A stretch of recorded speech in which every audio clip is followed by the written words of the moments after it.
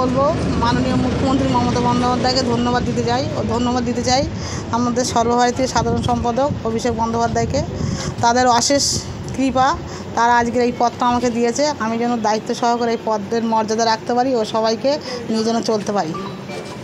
সন্দেশখালী অত্যন্ত গ্রাম, আর সেই জায়গায় দাঁড়িয়ে দেখতে হচ্ছে মহিলাদের একটা উৎসে পড়া এখানে, সে কী বলবেন মহিলাদের নিয়ে? মহিলাদের পাশে কতটা থাকবেন আপনি? আমি মহিলাদের পাশে সবসময় থাকবো, তাদের সুখ দুঃখ ভাগিদার হয়ে থাকবো, তাদের যখন যা সমস্যা মেটানোর চেষ্টা করব। তারা সারাক্ষণ আমাকে পাশে পাবে, আমিও তাদের পাশে থাকবো, তাদের ভালোবাসা নিয়ে আমি এগিয়ে যাবো। এই যে এত বড় দায়িত্ব দিলেন, আপনার জেলার দায়িত্ব দিলেন, কতটা খুশি আসছে বলবেন?